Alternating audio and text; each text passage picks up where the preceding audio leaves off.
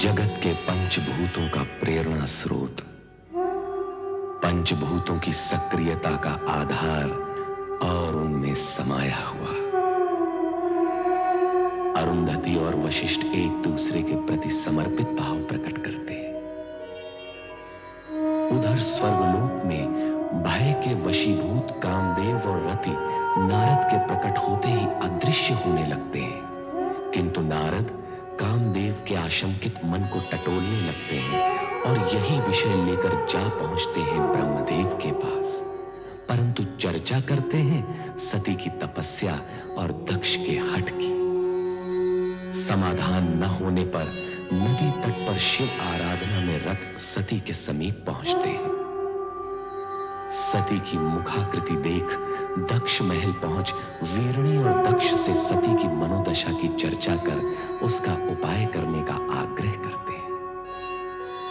तत्पश्चात वीरणी द्वारा पुत्री के पक्ष का प्रजापति दक्ष कठोर शब्दों में विरोध करते हुए उसे सती को शिव आराधना से विमुख करने का आदेश देते हैं।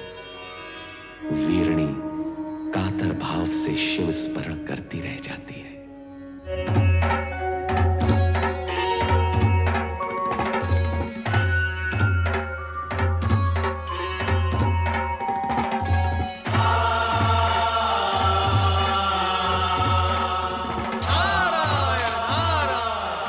देवादिदेव सदाशिव के चरणों में नारद का प्रणाम।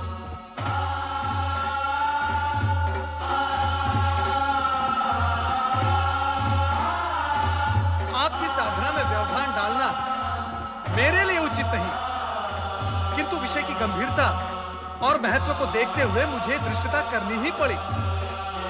देवर्षि, जब आप स्वयं कह रहे हैं कि विषय महत्वपूर्ण और गंभीर है, तो आपने जो किया वो धृष्टता कैसे? अपने आने का मंतव्य बताइए।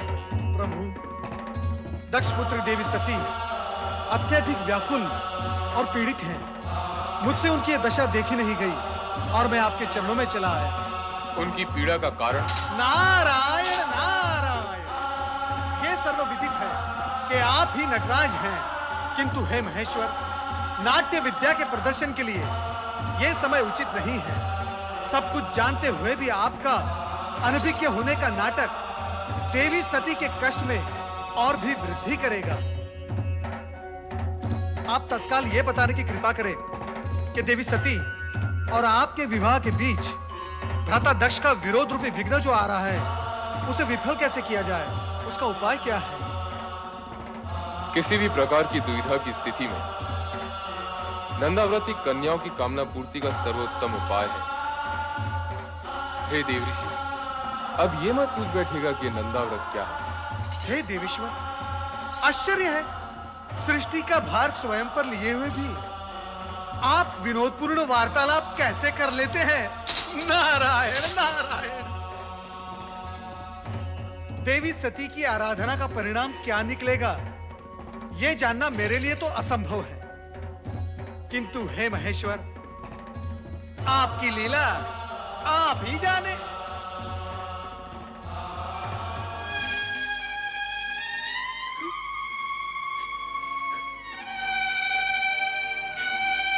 मेरी श्रद्धा, भक्ति, प्रेम, पूजन में न जाने कहां और क्या कमी रह गई है, जो मेरे आराध्य तक मेरा स्वर नहीं पहुंच रहा। वह इस पीड़ा को नहीं समझ पा रहा, जो अपने आराध्य से अलग होते हुए होती है। सती, धैर्य रखो सती, तुम्हारी प्रेम में तपस्या निरर्थक नहीं जाएगी। तुम्हारे स्वामी आएंगे, अवश्य आएंगे। ये सत्य कहती है पुत्री, तुम्हारे मन कामेश्वर अवश्य आएंगे, किंतु तभी जिस पल विधाता ने उनका आना निश्चित किया होगा। तो फिर मिलन की उस पल की प्रतीक्षा में मैं तब तक यहाँ बैठी रहूंगी जब तक मेरे स्वामी आकर मुझे स्वीकार न कर ले। पुत्री, ये बालोचित हट तुम्हें शोभा नहीं देती। चलो घर चलें। माते, आप तो स्वयं स्त्री हैं, किसी की पत्नी भी है। आप भी मेरी विरह जनित व्याकुलता को नहीं समझ पा रही। समझती हूँ पुत्री, किंतु तेरे पिता का क्रोध मुझे भयभीत कर रहा है।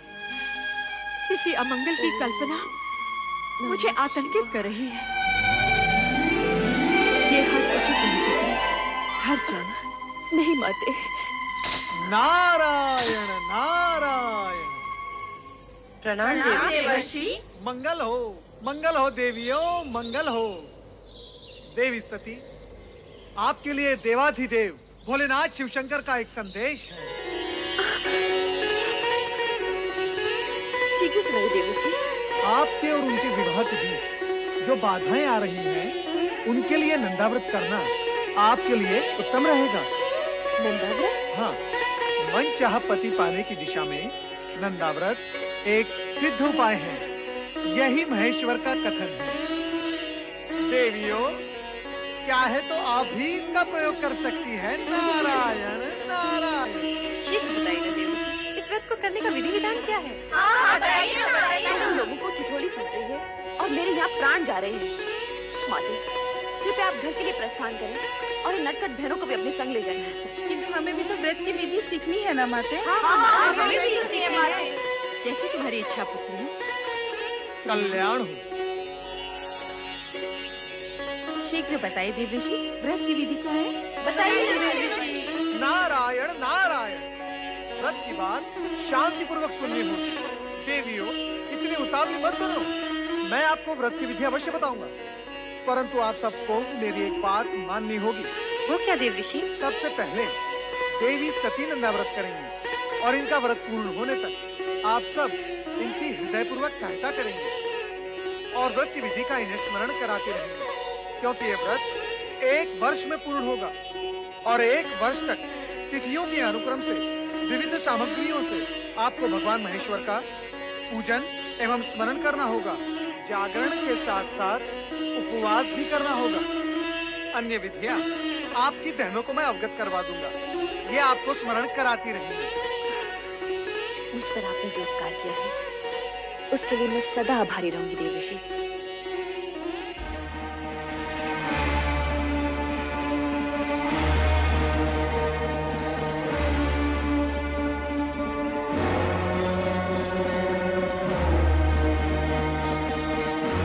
सुलेखा, सुलेखा, जी महाराज।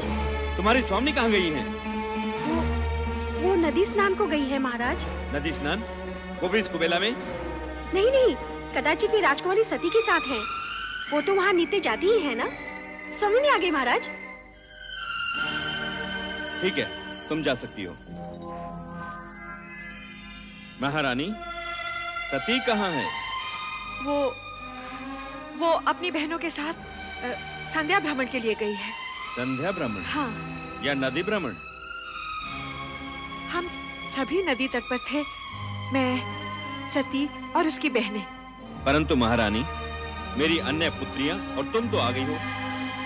सती को अकेली कहाँ छोड़ आई? मैं जानता हूँ महारानी कि सती वहाँ क्या कर रही होगी। वो वहाँ शिव नाम के खिलौने बनाकर उनके साथ खेल रही होगी। स्वामी, ऐसी बातें मुख पर न लाइए। शिव के प्रति सती की भावना को खेल न कहिए। महारानी, ये माना कि सती की आयु अभी उचित अनुचित का भेद करना नहीं जानती, परंतु तुम उसे प्रोत्साहन दे रही हो। तुम उसे जानबूझकर ऐसी दिशा की ओर जाने की अनुमति दे रही हो जहां दुख ही दुख है, कांटे ही कांटे हैं। स्वामी, यदि आप उसके पिता हैं, तो मैं उसकी माता हूँ।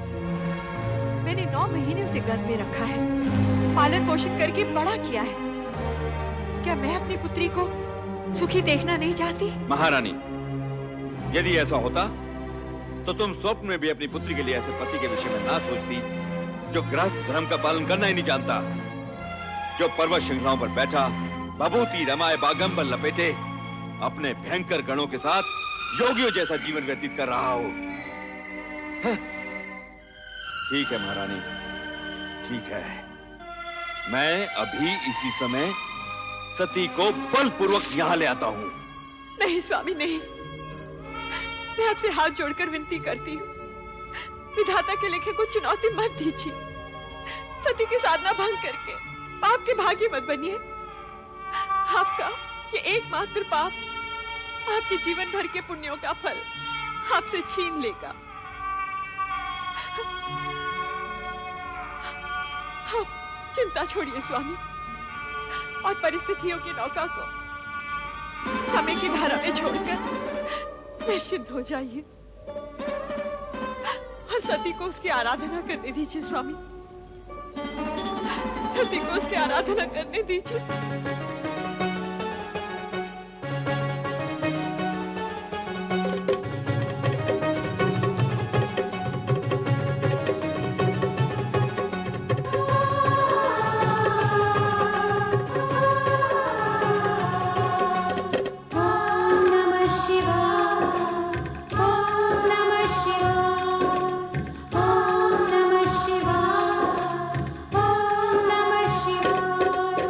नंदा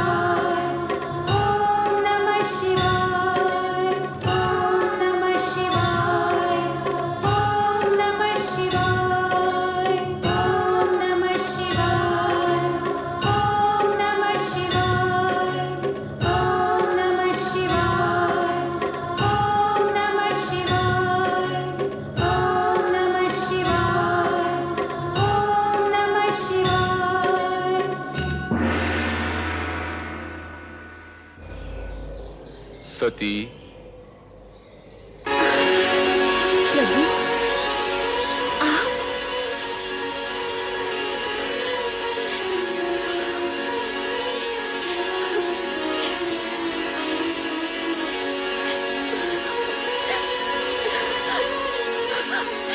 स्वामी, स्वामी, मैं आपके दर्शन पाके धन्य हो गई स्वामी। उठो दक्ष पिता।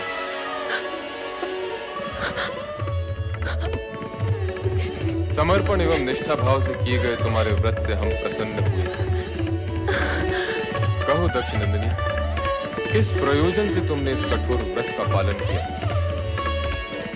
कहो अपनी मनोकामना। तुम अभीष्ट वर की अधिकारिणी हो। मुझे अभीष्ट वर प्राप्त होगा ना भगवान? अवश्य होगा। कहो दक्ष पुत्री, क्या इच्छा है? हे सर्वज्ञ सर्वव्यापी अंतर्यामी, मेरे मन का सत्य हमसे छिपा नहीं है। मैंने बाल्यकाल से पति रूप में आप ही की कामना की है। इसके अतिरिक्त और कुछ भी इच्छित नहीं है भगवान। तथास्तु। सती, तुम्हारा और हमारा अभीष्ट भिन्न नहीं है। तुम्हारा अर्धांगिनी रूप ही जगत के लिए कल्याणकारी होगा। मैं धन्य हो गई प्रभु, मैं धन्य हो गई। मेरे अभीष्ट और अपने वरदान की पूर्ति के लिए प्रभु, आप शीघ्र ही मेरे पिताश्री से इस संबंध को निश्चित कर विवाह का आयोजन करें। ऐसा ही होगा प्रिय।